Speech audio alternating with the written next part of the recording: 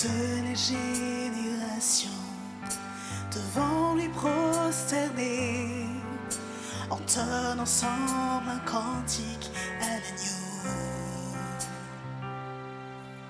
Ceux qui nous ont précédés et ceux qui nous suivront entonneront ce cantique à l'agneau. Car ton nom est le plus grand, ton nom est tout puissant, ton nom est au-dessus de tout. Puissance, autorité, royaume et dignité, ton nom est au-dessus de tout.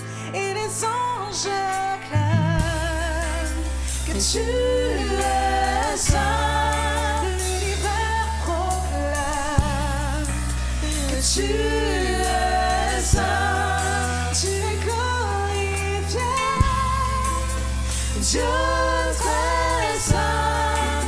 À jamais tu es saint.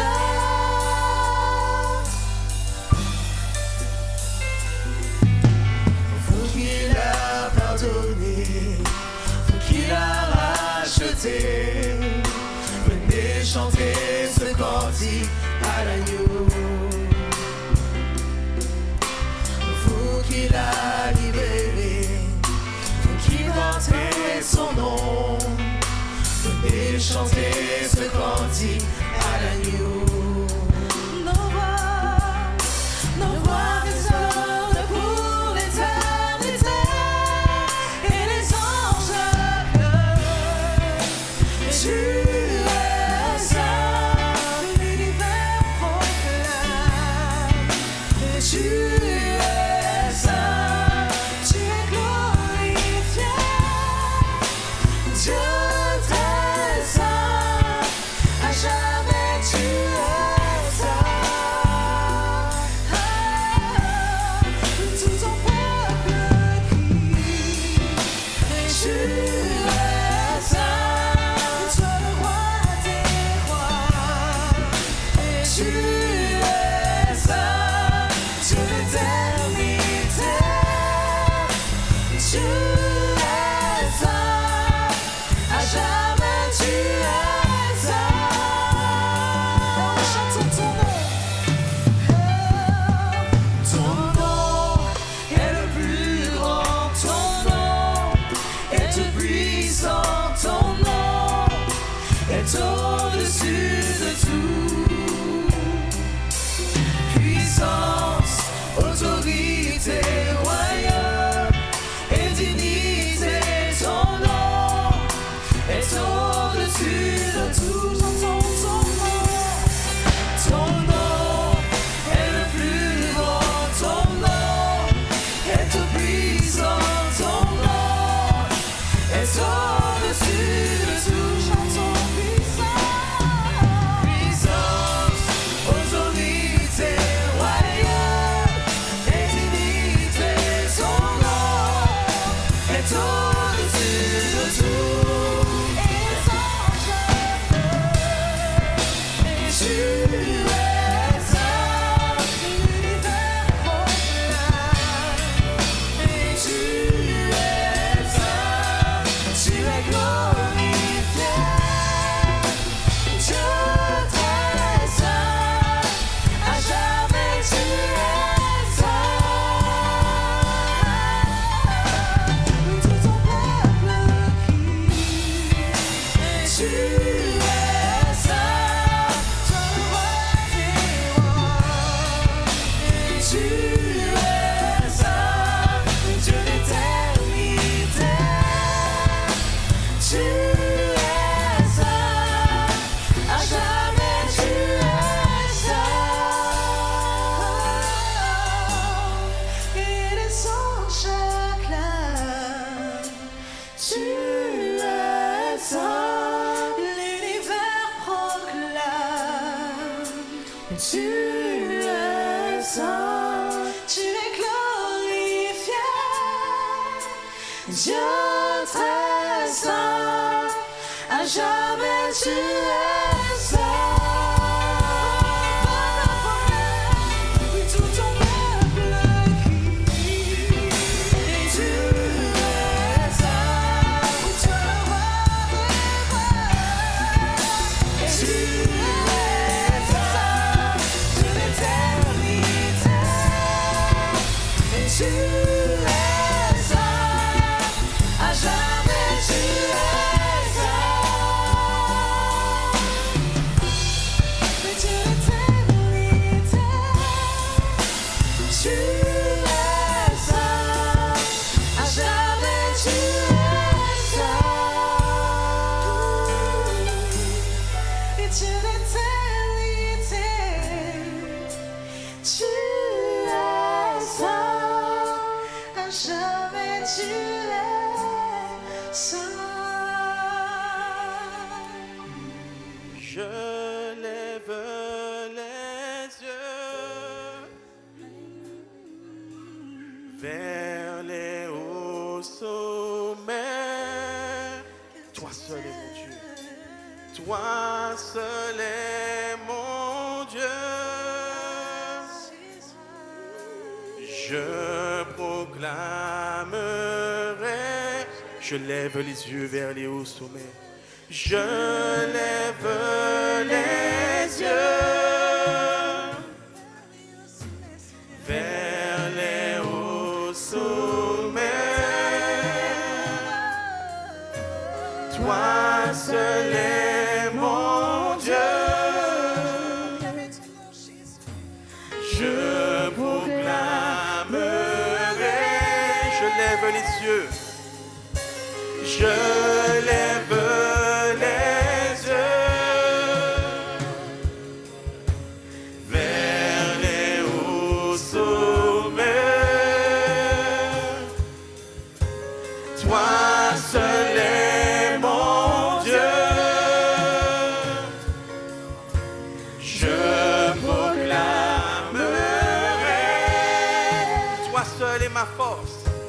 Toi seul est ma force.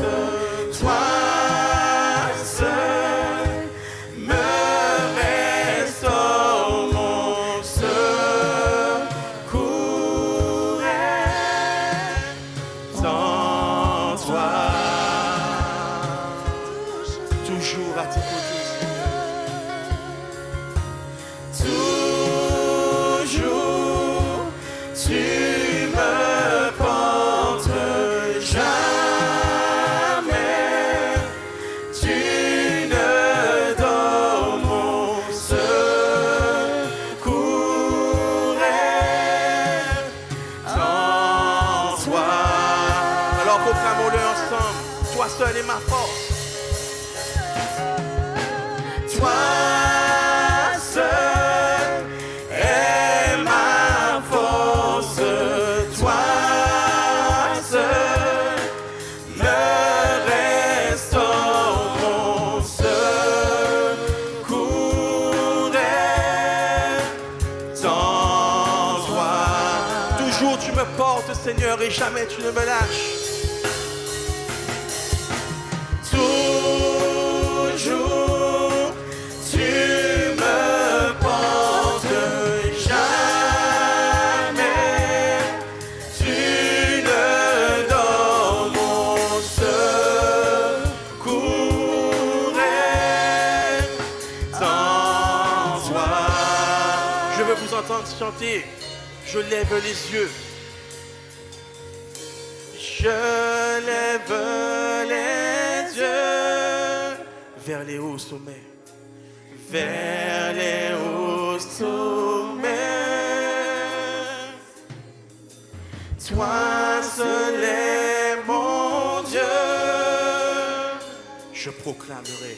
Je proclamerai. Je veux vous entendre. Je lève les yeux.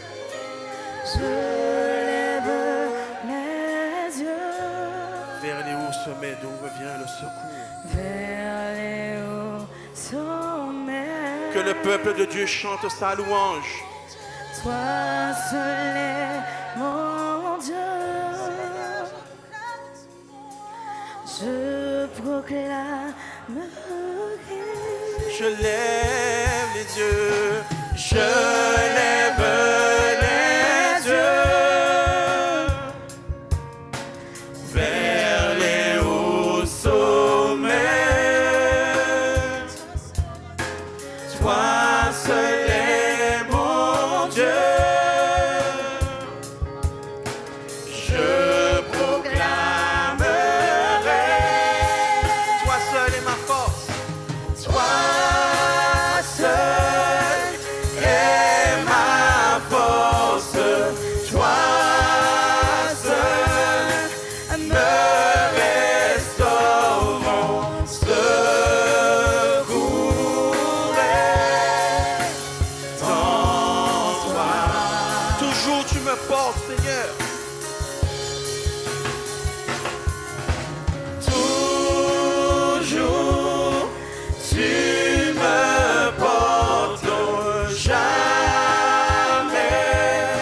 tu ne dors mon secours est en toi. Toujours tu me portes et jamais tu ne dors. Toujours tu me portes, jamais tu ne dors mon secours est en toi. Toujours tu me portes dans le creux de tes mains puissantes, ô Seigneur. Toujours tu me portes, jamais tu ne dors mon secours est en toi. Mon secours est en toi. Mon secours est en toi. Mon secours est en toi. Mon secours est en toi. Mon secours est en toi, Seigneur. Mon secours est en toi.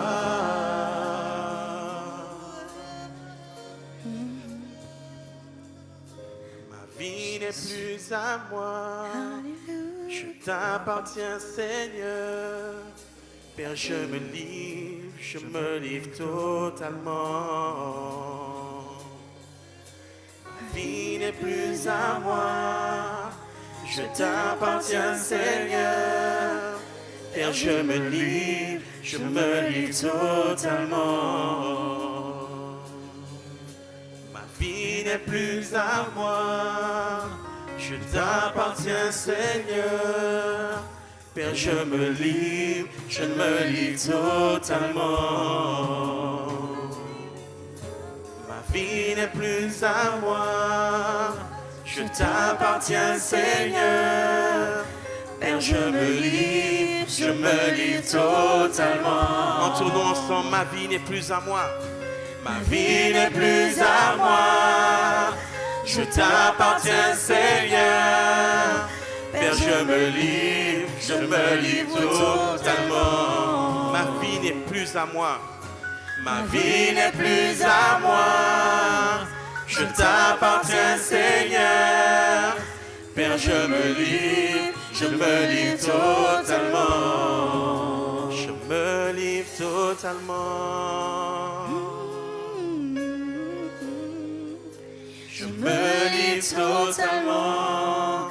Tu peux m'utiliser. Je me livre totalement. À toi, Seigneur, je me livre. Je me livre totalement. Tu peux m'utiliser. Je me livre totalement. Père, oui, je me livre. Je me livre totalement.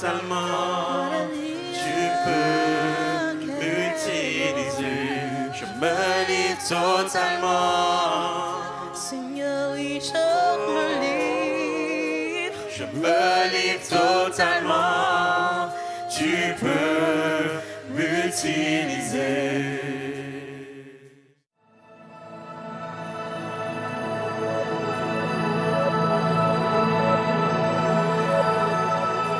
Gloire au Seigneur.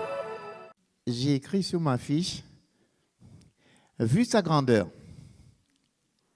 et ce qu'il a fait pour nous, nous devons, point de suspension. Point de suspension. Vous allez comprendre les points de suspension avec la prédication. Et puis, en priant, je voulais trouver une autre expression pour introduire la prédication. Et vous m'entendrez vous dire, par conséquent. Comme il est aussi grand, par conséquent. Et je vous appelle à notre responsabilité par rapport à ce grand Dieu. Nous savons le dire, mais cela doit nous impliquer, nous engager dans certaines choses que la prédication va vous révéler. Le premier texte se trouve dans Romains, chapitre 11, verset 36, c'est le dernier verset, et le chapitre 12, le verset 1er. Romains 11, voilà. C'est de lui, par lui, et pour lui que sont toutes choses. Et comme nous aimons dire, à lui la gloire dans tous les siècles. Amen. Je vous exhorte donc. Je m'arrêterai dans la lecture pour vous faire remarquer une chose que l'on trouve beaucoup chez l'apôtre Paul quand il écrit. Il nous parle des promesses de Dieu, il nous prend des points doctrinaux et il utilise cet adverbe « donc » que vous allez retrouver dans beaucoup de passages de ma prédication. Ça veut donc dire, puisque Dieu a fait autant de choses pour nous, en conséquence, par conséquent, voilà. Donc, nous venons de lire de lui, par lui, pour lui, et il nous dit maintenant, je vous exhorte donc, frères, par les compassions de Dieu, à offrir vos corps comme un sacrifice vivant, saint, agréable à Dieu, ce qui sera de votre part un culte raisonnable. Pourquoi l'apôtre Paul nous exhorte-t-il ainsi?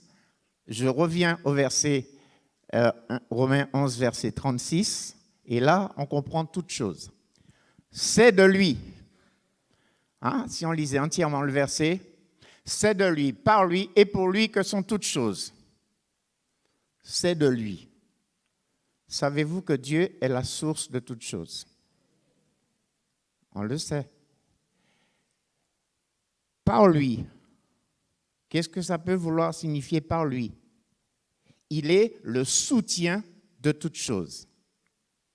Pour lui, il est la fin de toutes choses. Donc, quand je lis ce verset, c'est de lui, par lui et pour lui que sont toutes choses. Je vois que Dieu a été à l'origine de toutes choses. Je vois que c'est lui qui soutient toutes choses. Et je vois que la fin, la juste fin de toutes choses, c'est encore lui. Et chacun pourrait dire, si je suis là, c'est parce que Dieu l'a permis. Quand je lis le psaume 139, je vois même qu'avant que je sois né, Dieu me connaissait déjà. Vous savez ce que David a écrit dans le psaume, alors que je n'étais qu'une masse informe dans le ventre de ma mère. Bon, donc Dieu nous connaît avant même notre naissance. Toutes choses viennent de lui. Il soutient toutes choses et la fin de toutes choses, c'est encore pour lui. Alors, quand on sait tout cela, on arrive à Romains 12, verset 1er, et on dit, puisque il est la source, il est le soutien, la juste fin de toutes choses, alors Paul nous dit, ben voilà, je vous exhorte à être de vrais adorateurs, à offrir vos corps comme un sacrifice vivant, saint, agréable à Dieu. Nous savons que dans l'Ancien Testament, il y avait une classe particulière, les Lévites, qui était chargé de faire le sacerdoce. Quand nous lisons le Nouveau Testament, que ce soit dans l'Apocalypse, que ce soit dans Pierre, il y a un mot que nous retrouvons, nous sommes des sacrificateurs. Et Dieu nous demande de pouvoir lui offrir nos corps comme un sacrifice vivant. Vivant, ça veut dire on a la vie de l'esprit. Saint, on est séparé du péché. Agréable à Dieu, on sait qu'on ne peut lui être agréable que par la foi. Hébreux 11, verset 6. Dans le Lévitique, il y a une chose qui nous frappe, c'est le livre qui parle de la sanctification.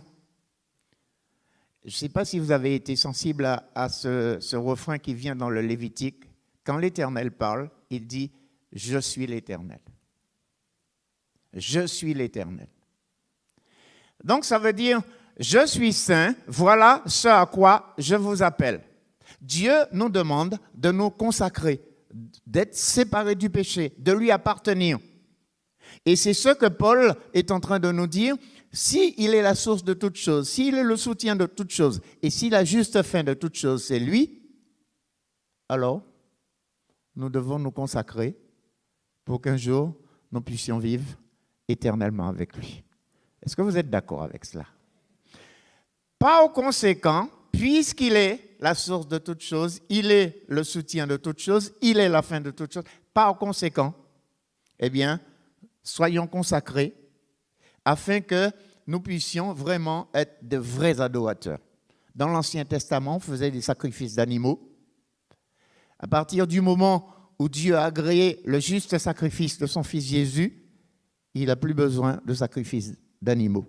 Mais nous, en tant qu'adorateurs, Dieu veut que nous soyons ces adorateurs qui l'adorent en esprit, en vérité, et qui, en quelque part, que nous soyons consacrés pour que le sacrifice que nous lui offrons, qu'il puisse l'agréer. Amen.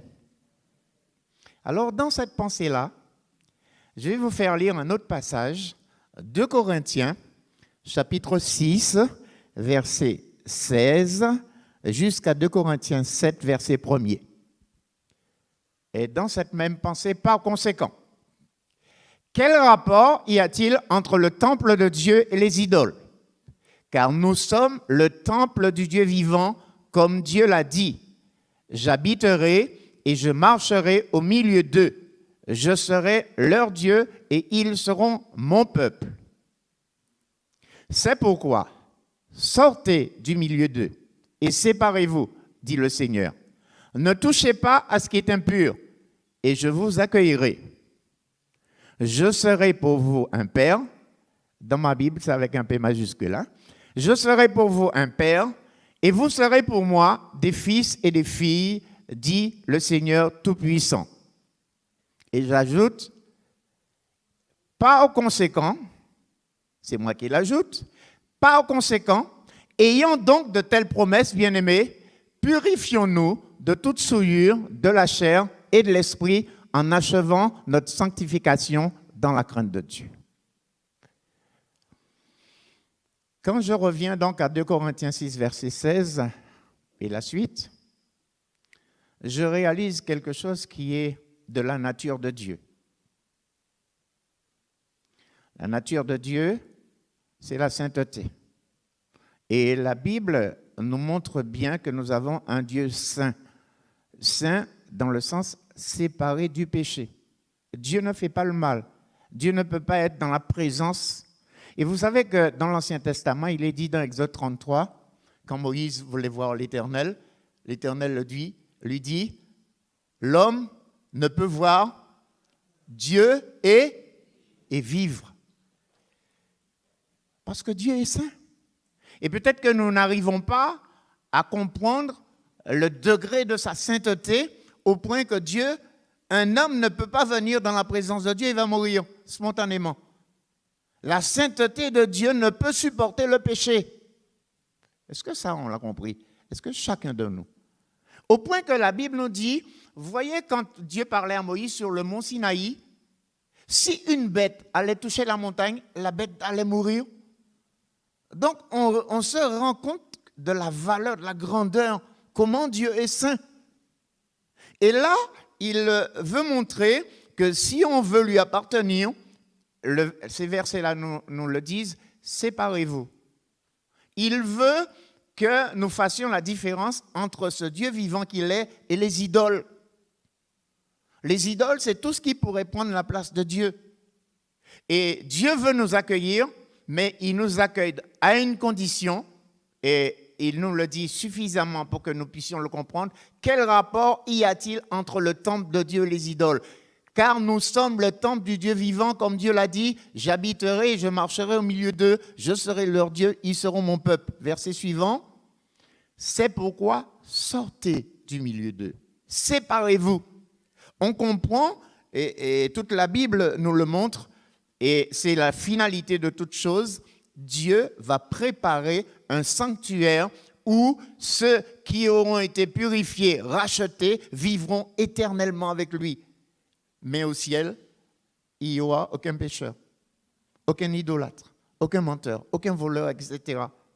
Parce que la demeure de Dieu est une demeure sainte. Et nous avons l'exemple dans l'Ancien Testament, quand le souverain sacrificateur, une fois l'an, rentrait dans le lieu très saint, tout le monde avait peur, tout le monde écoutait. On essayait de voir si on entendait le bruit des clochettes de la robe pour dire « Ah, il est encore vivant ». Parce que s'approcher de Dieu.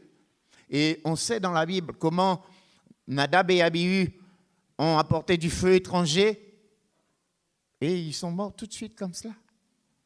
Beaucoup de choses nous étonnent. Akan, on sait qu'il a pris des choses dévouées par interdit, il est mort. On voit David transportant l'arche et voilà que Uza a voulu toucher à l'arche, il est mort. La sainteté de Dieu. Cela ne doit pas nous faire peur, mais cela doit nous dire, je dois avoir la crainte de Dieu parce que ce Dieu-là est un Dieu saint. Sortez du milieu d'eux, séparez-vous, ne touchez pas à ce qui est impur et je vous accueillerai. Et il dit, je serai pour vous un père et vous serez pour moi des fils et des filles. Dieu n'a pas cessé de montrer dans la Bible sa vraie nature. Il nous montre vraiment que le mal ne peut venir de lui, le péché ne peut pas venir de Dieu. Et Jacques a dit, Dieu ne tente personne. Il ne tente personne. Dieu ne peut pas faire de compromis avec le mal. Il ne peut pas faire de compromis avec tout ce qui est péché. Et c'est pour cela qu'on entend ce cri de Jésus sur la croix. Mon Père, pourquoi m'as-tu abandonné ? Il fallait que le péché, que quelqu'un puisse payer la dette du péché pour l'humanité. Et alors que Jésus est son Fils bien-aimé, quand au moment même où il porte les péchés de l'humanité, Dieu détourne son regard. Mon Père, pourquoi m'as-tu abandonné ? Pourtant, il n'a commis aucun péché. Et quand on voit la dimension spirituelle de tout cela, ça veut dire que Dieu ne peut pas voir le péché. Dieu ne peut pas le supporter. Il est saint. Alors, il nous dit, par conséquent, 2 Corinthiens 7, verset 1er, puisque nous avons de telles promesses, puisqu'il a promis de nous accueillir, d'être notre Père et nous, ses fils et des filles, purifions-nous de toute souillure de la chair et de l'esprit.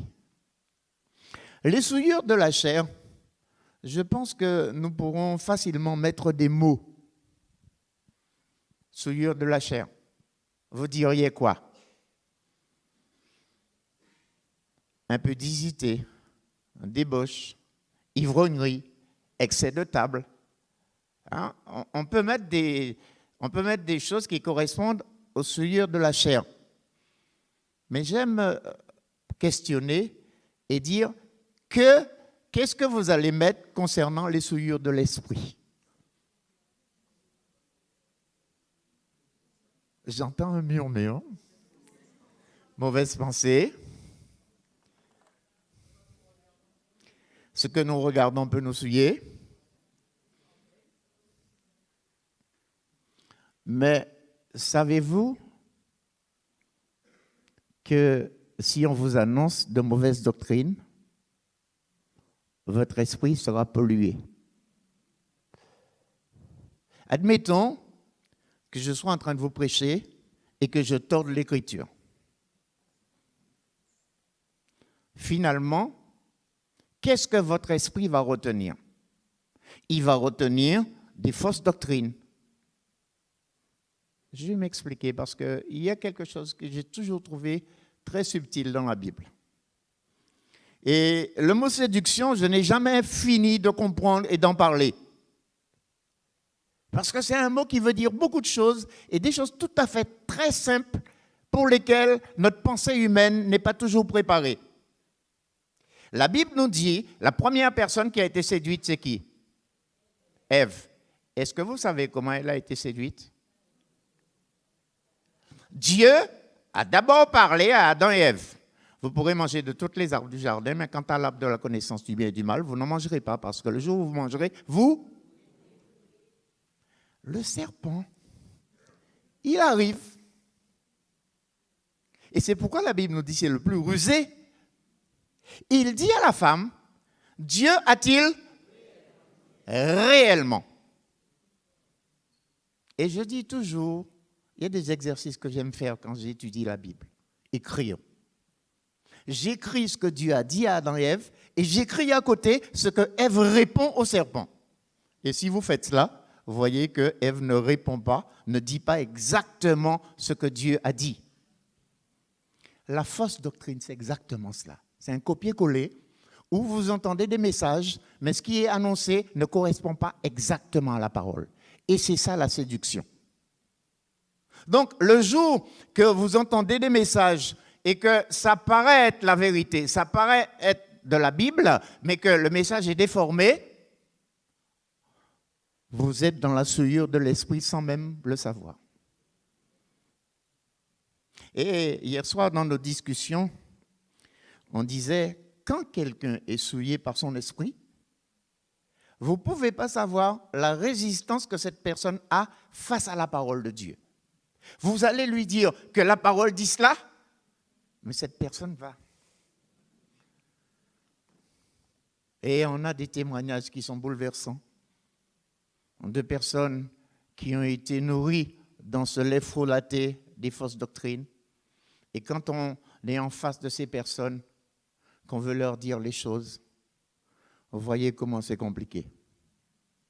Parlez à un TJ et dites-lui que la Bible dit cela, et vous allez voir comment il vous tourne, il vous tourne, il vous tourne, il vous tourne, et vous avez l'impression à la fin qu'il faut capituler parce que ça va être la bagarre. Quand l'esprit est déformé, quand on est nourri avec la fausse doctrine, eh bien c'est compliqué. Et on ne se rend même pas compte que notre esprit n'est plus purifié. Comment voulez-vous que le Saint-Esprit parle à quelqu'un qui n'a pas un esprit purifié? Je dis toujours, mais comme je suis enregistré, j'ai du mal à dire tout ce que je pense. Vous ouvrez la radio, vous voulez écouter RSV, hein, vous entendez des choses, vous dites « Ah, c'est pas ça. Je ne suis pas sur RSV. » Eh bien, quand on lit la parole, on pourrait croire, ou quand on entend les messages, est-ce que ce que j'entends est conforme à la vérité? Et la Bible nous a donné un super exemple. Les chrétiens de Bérée allaient vérifier chaque jour si ce qu'on leur disait était conforme à la vérité. Et on ne pourrait peut-être pas y penser. En Guadeloupe, nous, on me dit, ah, son seulement Dieu qui nie. Tout ça, il dit, moi, en écouter, en cas tout pas tout. Ah, c'est de mon Dieu, il pas parler. Pourquoi on paye là? Mais ben, allez. Allez pour voir qui j'en encore retourné. Parce qu'on pense, dès que, eh bien, on nous a dit Dieu, on a dit Jésus-Christ, tout ce qu'on va nous annoncer est juste. C'est pas vrai, cela. C'est pas vrai. Moi, j'ai vu des gens, chaque fois qu'on leur parlait de Jésus, ils tournaient ça, ils disaient que Jésus n'est pas fils de Dieu. Et après, je les vois qui vendent des images, enfin, soi-disant, de Jésus-Christ. Je me suis dit, mais quelle transformation pour gagner les gens. Et c'est là qu'on voit les esprits séducteurs. Comment on peut changer de bord? Tout simplement parce qu'on veut gagner des gens dans des fausses doctrines. Que Dieu nous aide, bien-aimés. quand il nous dit séparez-vous, quand il nous dit sortez du milieu d'eux, et quand Jean va jusqu'à nous dire dans sa première épître, si quelqu'un vient à vous et qui ne vient pas au nom de Jésus-Christ crucifié, ne le recevez pas. Des fois, on va dire, mais non, on est ouais. C'est pas qu'on ne peut pas dire bonjour à la personne, mais la doctrine que la personne va nous enseigner, il faut la rejeter. Ouais, on me dit oui, mais des fois, je me rends compte qu'on avale tellement facilement les couleuvres. Bon, mais que Dieu nous garde, bien-aimés. Parce que si nous sommes si l'humanité est dans cette situation, vous imaginez cela, si l'humanité est dans cette situation, c'est parce qu'à l'origine, il y a une séduction. Regardez la conséquence d'une séduction, une femme qui écoute un serpent et qui lui répond à sa manière parce que Dieu n'a pas réellement dit ça. Ça seulement. Toute l'humanité est contaminée par le péché. La Bible nous dit dans Romains 5, verset 12, à cause d'un seul homme, le péché est entré dans le monde et toute l'humanité. Ça seulement. Alors, quand la Bible nous parle de purifier notre esprit, on peut voir les conséquences d'une fausse doctrine, comment ça peut nous éloigner de Dieu. Et pour terminer avec notre réunion d'hier soir, on parlait de personnes nourries dans la fausse doctrine. Et on a des témoignages bouleversants d'un frère, de certaines personnes qui veulent revenir à Dieu.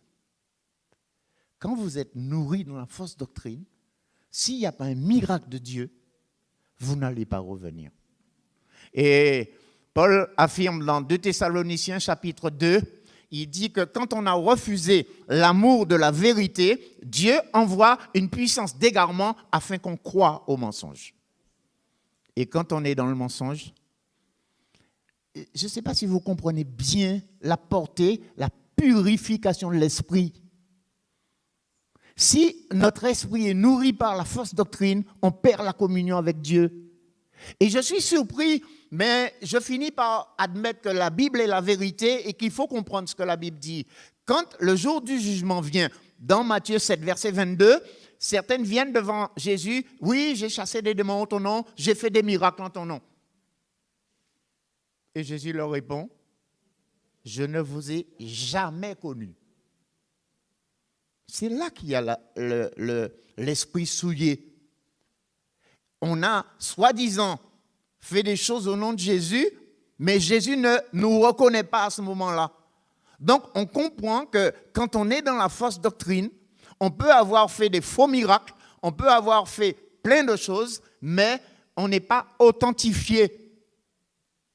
Alors, comprenons, bien-aimés, quand en Guadeloupe, il y a dit, mais non, on peut écouter tout le monde c'est des mondiers, il peut parler, mais il peut polluer l'esprit, il pas même savent l'esprit a pollué.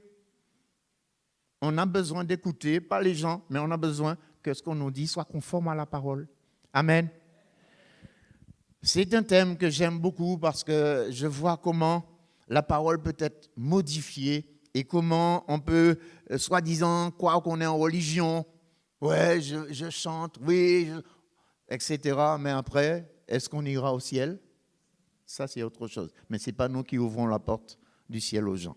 Un troisième passage, c'est Éphésiens, chapitre 3, verset 20, à Éphésiens 4, verset 1er. Or, à celui qui peut faire, par la puissance qui agit en nous, infiniment au-delà de tout ce que nous demandons ou pensons, à lui soit la gloire dans l'Église et en Jésus-Christ, dans toutes les générations, au siècle des siècles. Amen. Et je continue. Par conséquent, je vous exhorte, moi, le prisonnier dans le Seigneur, à marcher d'une manière digne de la vocation qui vous a été adressée. Alors, on revient sur notre Éphésiens 3, verset 20. Dieu peut faire. Je ne sais pas si vous aimez ce verset-là quand vous priez. Dieu peut faire, par la puissance qui agit en nous, infiniment au-delà de ce que nous demandons ou pensons. je voudrais illustrer ce verset avec 2 exemples bibliques. Anne est mortifiée, humiliée par sa rivale, Pénina, qui donne des enfants à Elkana, et elle est stérile. Chaque année, comme il faut monter à Silo pour aller adorer l'Éternel, elle est là dans les pleurs, dans l'humiliation, elle ne mange pas, elle doit chaque jour se dire « Ah ouais, Dieu ne m'a pas béni, je n'ai pas d'enfant ». Elle se voit maudite, elle est pleine d'amertume. Mais la Bible nous dit un jour, Anne se leva. Elle alla dans le temple et là, elle va ouvrir son cœur à Dieu. Et sa prière est la suivante.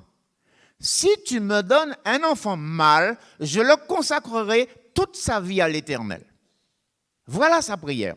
Bon, on sait, je passe de côté le souverain sacrificateur qui n'est pas dans le coup, mais je m'arrête à Anne qui est en train de prier. Vous savez que Dieu, il se souvient de nos prières. Anne est enceinte. Elle va accoucher et ce sera une fille.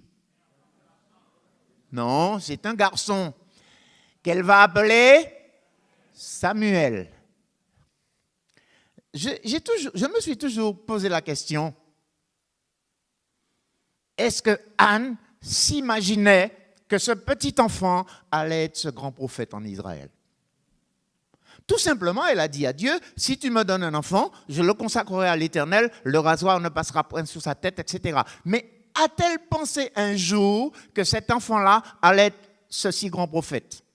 Au point que, quand vous lisez un Samuel, au départ, ce petit enfant qui ne savait même pas entendre la voix de Dieu, un moment, la Bible dit, l'Éternel parlait à Samuel, mais si vous lisez le chapitre après, il dit, la parole de Samuel s'adressait à Israël.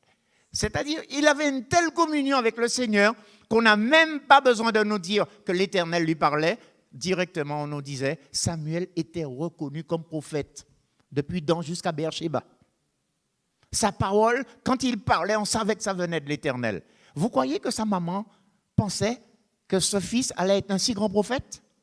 Dieu fait au-delà de ce que nous demandons ou? Mais je n'ai pas fini. 1 Samuel 2, verset 21 nous dit qu'elle va avoir 3 fils et 2 filles. Elle a demandé quoi? Un enfant. Elle en a eu 6. Dieu fait au-delà de ce que nous demandons et pensons. Je prends un autre exemple.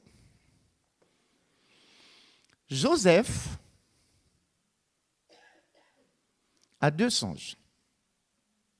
Il comprend, et sa famille le comprend aussi, qu'un jour, sa famille viendra se prosterner devant lui. Je fais court, pour ne pas être trop long sur cet exemple. Quand il est vendu aux Ismaélites, et ensuite revendu à Potiphar, ensuite il est en prison, où est son rêve? Où est son rêve? Il sait que Dieu lui a fait comprendre qu'un jour, sa famille allait venir se prosterner devant lui. Non seulement il est dans un pays étranger, mais il a Joël.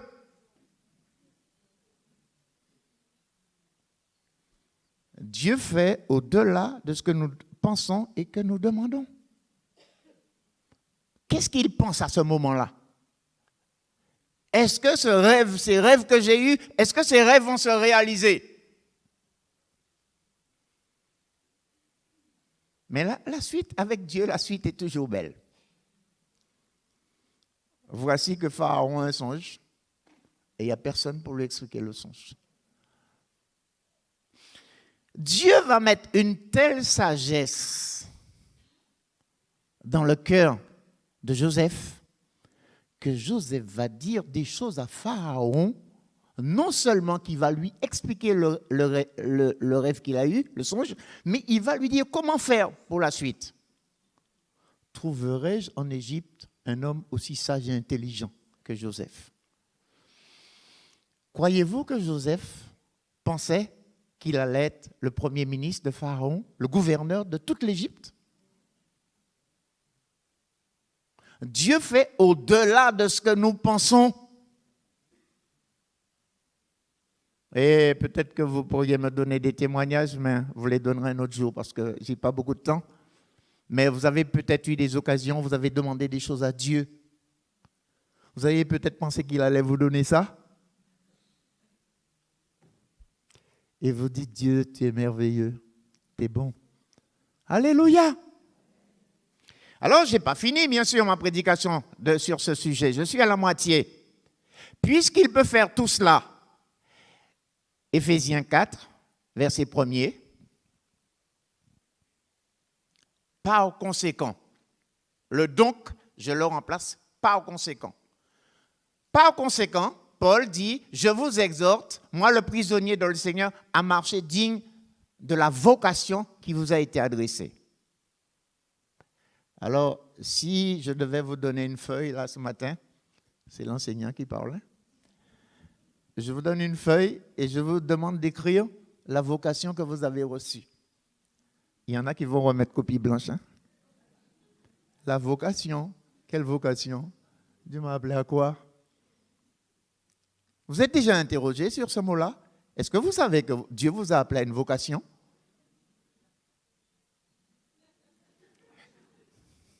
On est peut-être en train de réfléchir là. Mais oui, Dieu nous a appelés à une vocation. Ah, on pourrait citer tellement de passages pour expliquer cela. Mais je laisse le Saint-Esprit vous parler. Parce que ça vous fera réaliser que vous n'êtes pas un pion. Vous n'êtes pas quelqu'un comme cela au hasard. Dieu a mis un sceau sur notre vie. Et Dieu a besoin de nous. Encore un sujet d'hier soir.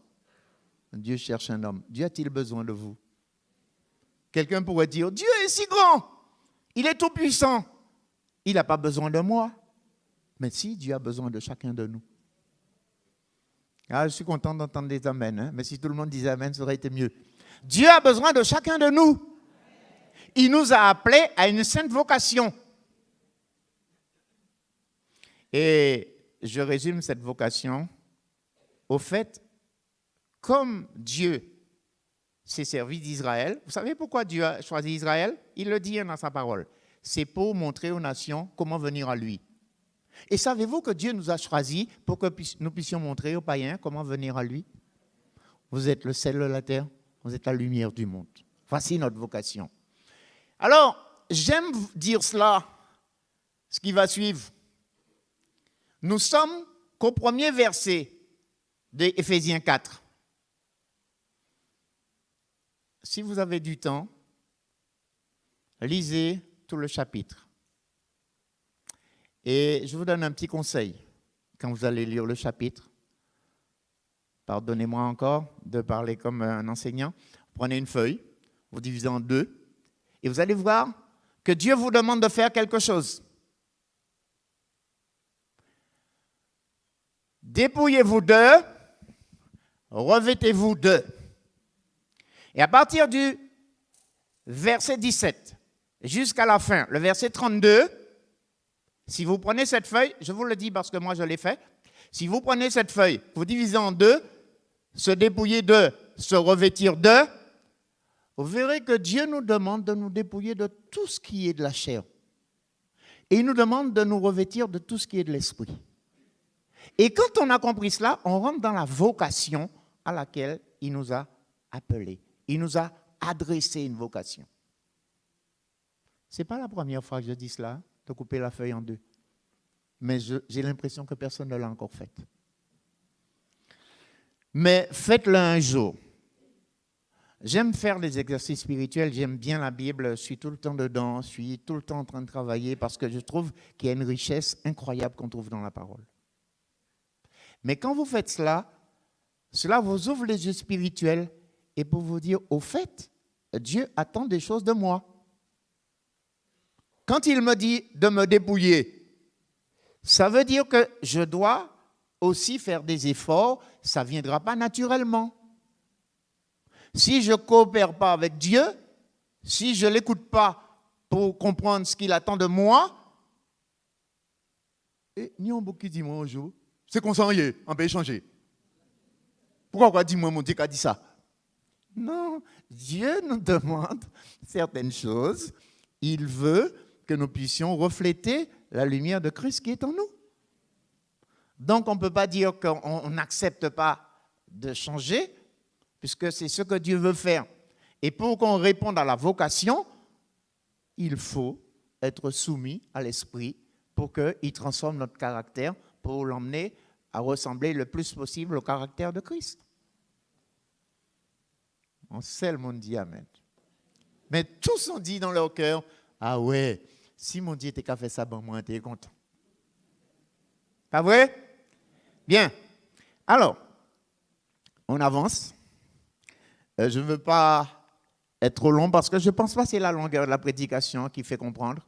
Je pense que quand on a des exemples et qu'on comprend, avec les 3 premiers que j'ai donnés, je me suis dit, si vous ne comprenez pas, c'est que vous êtes réticents. J'en ai plein d'autres, mais je vais donner un dernier.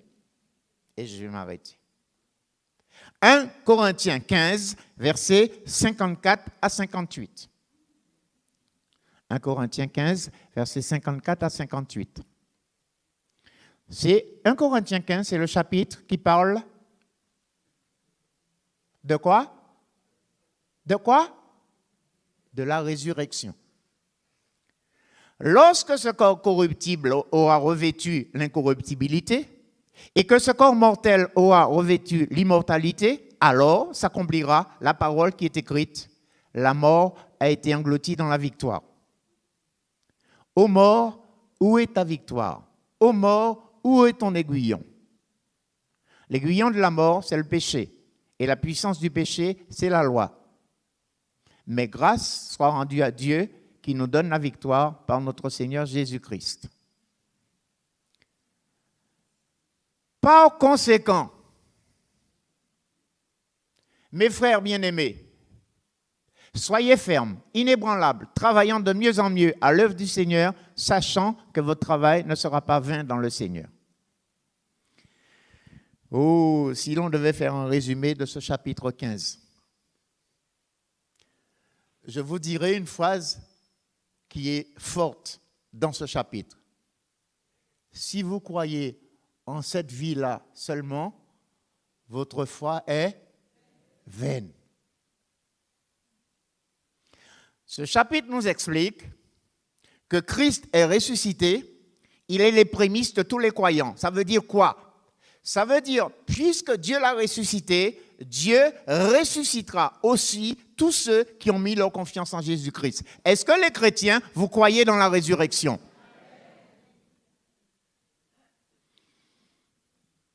Jésus a dit ceci. Quand il est allé ressusciter Lazare, Marthe et Marie se disaient bien, il peut faire des choses, mais si tu étais là, notre frère ne serait pas mort. Donc ça veut dire là, même si au cas dit mon péfon bitin, mais j'ai qu'à senti. En pas vrai chaos qui peut fait, ça qui est de bas. Mais je te dis que si tu crois, tu verras la gloire de Dieu. Mais quand on lit ça, on dit waouh, si on était à la place, on aurait dit ouais. Mais non, on a du mal à croire que 4 jours qu'ils sont déjà, que Jésus va le ressusciter. Lazare, sors. Waouh. Vous avez déjà compris que la parole a une autorité incroyable.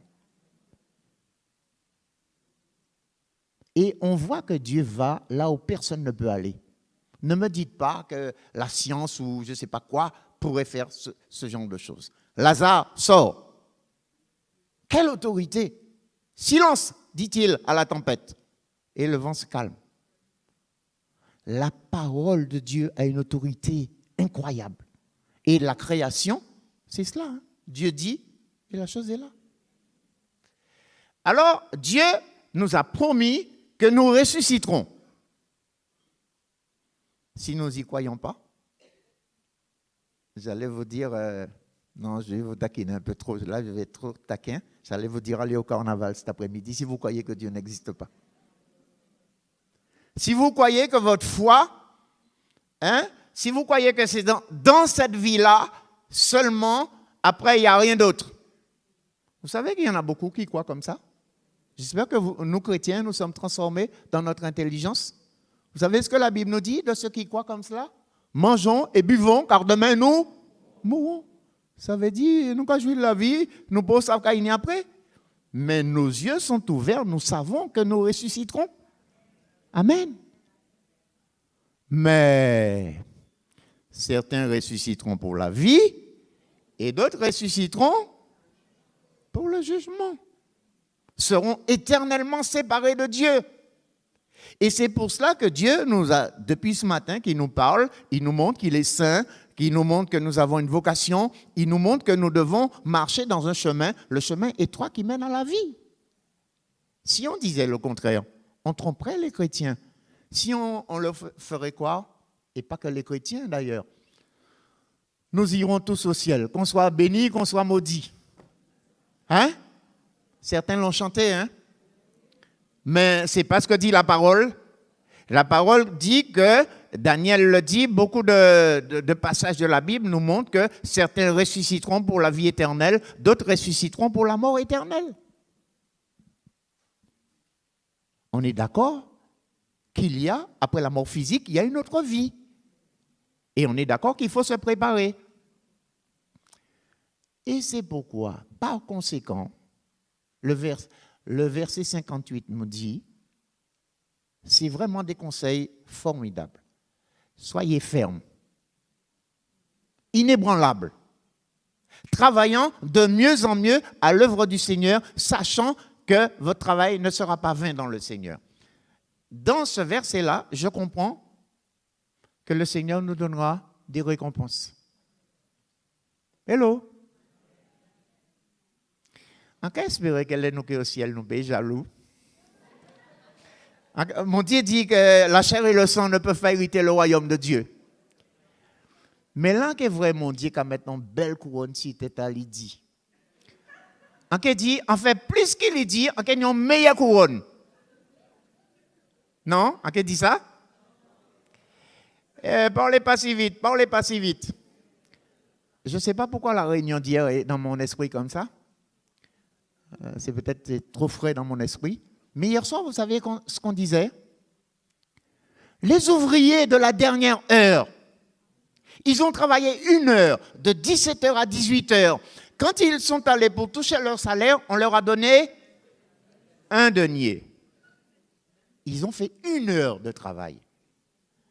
Ceux qui ont commencé à 6h du matin ont fait 12 heures de travail. Et dans leur cœur, ils disent, si ils ont denier, moi, on passe à combien ils vont moins. Donc, ils préparent leur cœur. Ils disent, ouais, en cas ils voient qu'il a fait, monsieur sorti, il va y denier, en cas ils voient qu'il a bon moins. 1 denier. Dieu est injuste, hein? Non. Est-ce que vous savez la leçon de ce passage-là? Est-ce que vous m'empêcherez d'être bon, de faire ce que je veux de mes richesses? Au fait, qu'est-ce que ça veut dire?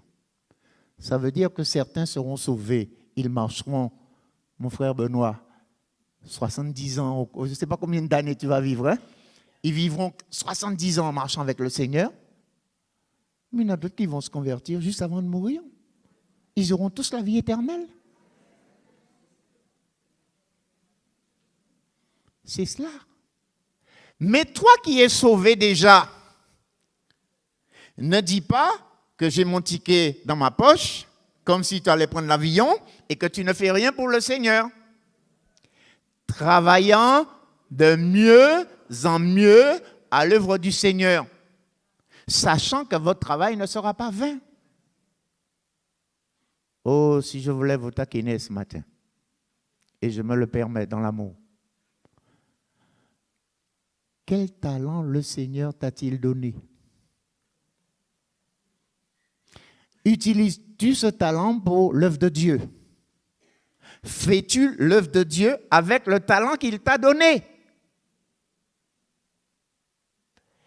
Celui qui avait reçu un talent a dit, je sais que tu es un maître méchant, j'ai pris ton talent, je suis allé le mettre dans la terre. Mi bitin en bani haka fait vers. Vous savez ce que le maître lui répond? Méchant serviteur, liez-le et jetez-le dehors, là où il y a les pleurs et les grincements dedans. Quand on aura refusé de travailler pour le Seigneur, on peut risquer de perdre la récompense que Dieu veut donner. Amen. Est-ce qu'on comprend cela? Alors, il y a un petit bitin dans la vie qui marque moi en l'eau. Et chaque fois qu'un cali versé là, ça a changé ça. Un au Parc des Princes, quand on match de football, et arrivé malheureusement trop tard, on tient en haut à nos virages. On bique à fait, en quatre tout le monde, oui, on a regardé. On va voir qui fait.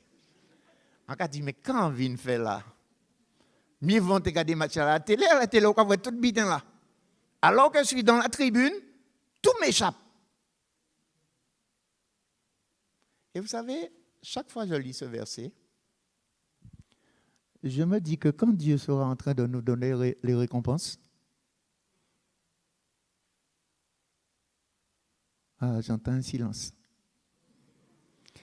Les gars commencent à mettre belle couronne dans les têtes à tout le monde, nous qui là, elles vont dire, bon, je ne sais pas, bon. Je dis, nous qui dit, si je savais, je l'aurais mieux servi quand j'étais sur la terre. Je pense qu'on doit comprendre que Dieu qui dit qu'il va nous récompenser, il nous récompensera. Mais la récompense sera en fonction du service. On sera tous sauvés, ça c'est sûr. Mais ce n'est pas du salut que je parle de la récompense. Vous savez, quand vous lisez 1 Corinthiens 3, qui dit que Dieu éprouve l'œuvre de chacun, et certains seront sauvés comme au travers du feu. Ça veut dire, oui, ils méritent d'aller au ciel parce qu'ils ont cru que Jésus est le Sauveur, mais ils n'ont pas fait rien pour mon Dieu. Alors, si vous êtes sur une chaise à 3 pattes, arrête frère, arrête de ce que tu dis là. Vous savez, vous êtes assis sur une chaise à 4 pattes, vous êtes en équilibre. Mais si chaise là n'est 3 pattes, mais tu diras, mais si j'avais mieux servi le Seigneur, j'aurais un beau fauteuil. Bon, je déraisonne, hein, je sais. Je sais que vous le pensez, moi aussi je le pense. Mais c'est pour faire comprendre la chose.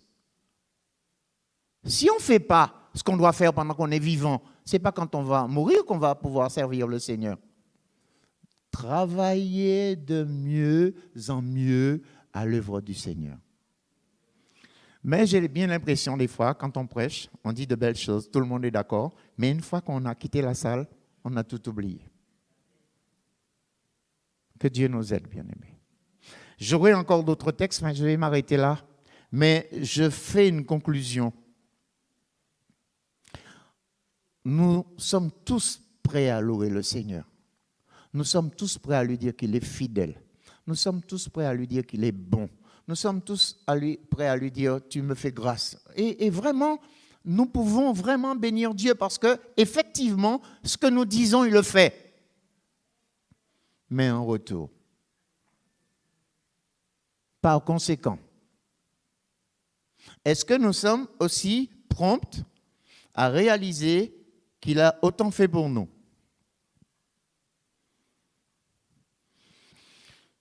Il y a un moment de ma vie, j'avais beaucoup de réflexions sur ce qu'on appelle le sacrifice de soi. Le sacrifice de soi. Quand je vois tout ce que Dieu a fait pour moi, est-ce que moi, je suis prêt à lui donner ma vie, à me sacrifier pour lui? Est-ce que je suis prêt à laisser certaines choses pour plaire à Dieu, pour le servir? Ah, il est bon, il va me donner tout ce que j'ai besoin, mais je ne m'engage pas pour lui.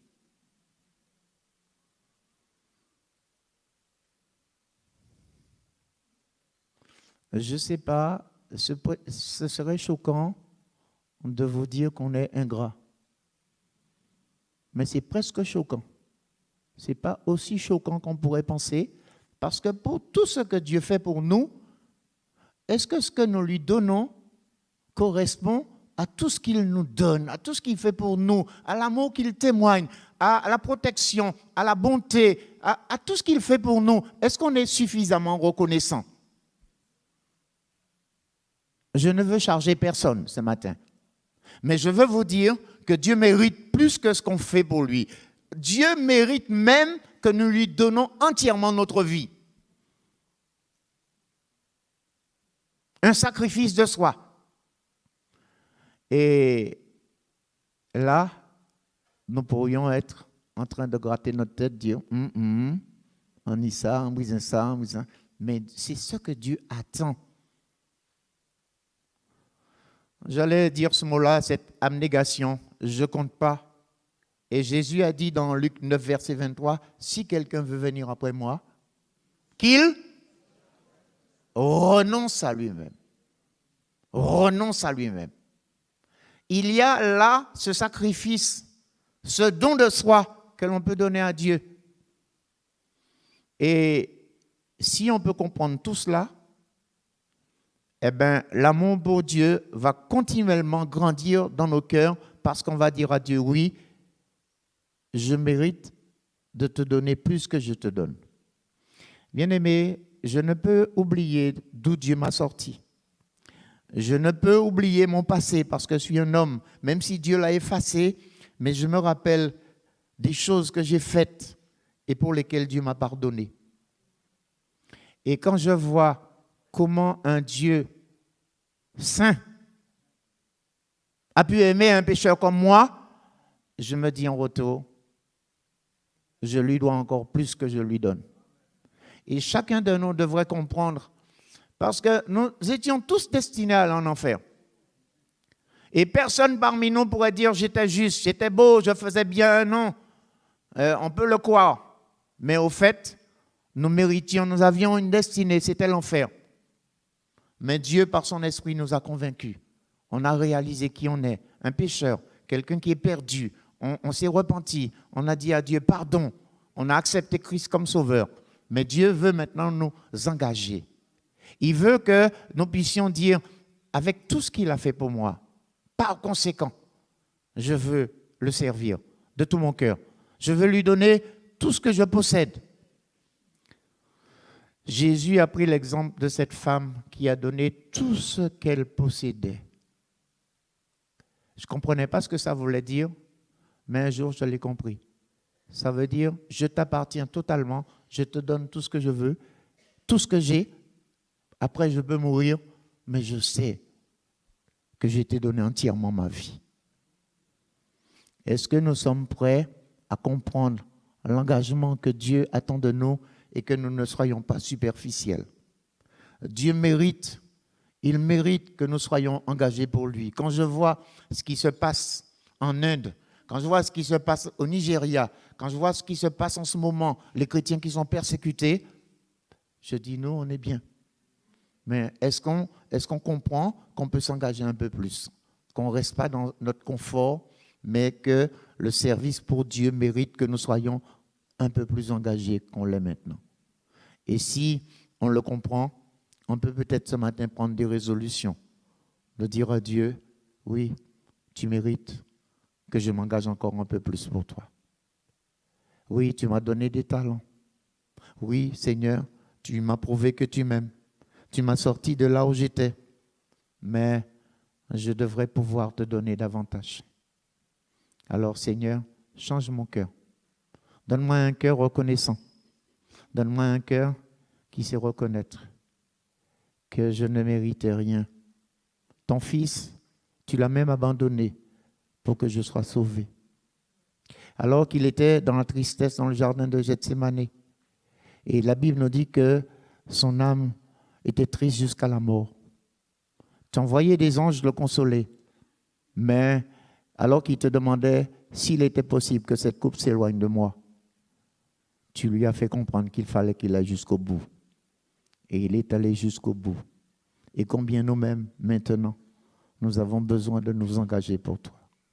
Nous avons besoin d'aller plus loin pour toi. Nous avons besoin de t'offrir des choses qui nous coûtent. Nous ne pouvons pas t'offrir des miettes, mais nous voulons t'offrir, Seigneur Dieu, même notre vie. Nous voulons t'offrir, Seigneur Dieu, ce qui nous est cher, notre temps, notre service. Seigneur, transforme maintenant nos cœurs. Viens nous habiter pour que nous réalisions quel Dieu tu es, quel Dieu grand. Nous le disons dans la louange, mais dans la vie, qu'est-ce que nous faisons? Qu'est-ce que nous te donnons? Est-ce que nous devrions nous contenter de te donner des miettes?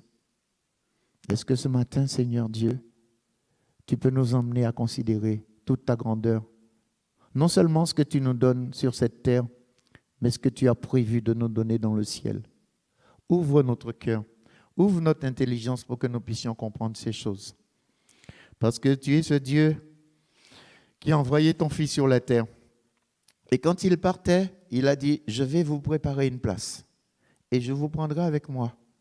C'est vrai, Seigneur Dieu. Combien de promesses tu nous as faites et tu les tiendras. Tu tiendras toutes ces promesses. Mais ô Dieu, ouvre notre intelligence ce matin. Remplis notre cœur de la présence du Saint-Esprit pour que nous puissions réaliser, Seigneur, ce que tu attends de nos vies, ce que tu attends de nous, que nous puissions nous engager pour toi, que nous puissions, Seigneur Dieu, te donner ce qui est meilleur dans notre vie.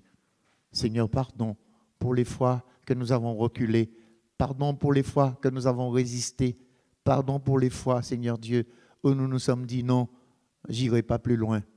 Seigneur, renouvelle notre intelligence et donne-nous de la reconnaissance envers ce Dieu qui nous a tant aimés, ce Dieu qui a pardonné toute notre vie passée et qui a fait de nous de nouvelles créatures. Merci Seigneur, merci pour ton esprit, merci pour les engagements que nous prenons maintenant Seigneur Dieu, en nous disant, nous devrions te donner davantage, Père éternel. Oh, bénis nos cœurs et que nous soyons en retour reconnaissants. C'est là notre prière. Au nom de Jésus. Amen. Amen. Ma vie n'est plus à moi. Je t'appartiens, Seigneur. Père, je me livre totalement. Ma vie n'est plus à moi. Je t'appartiens, Seigneur.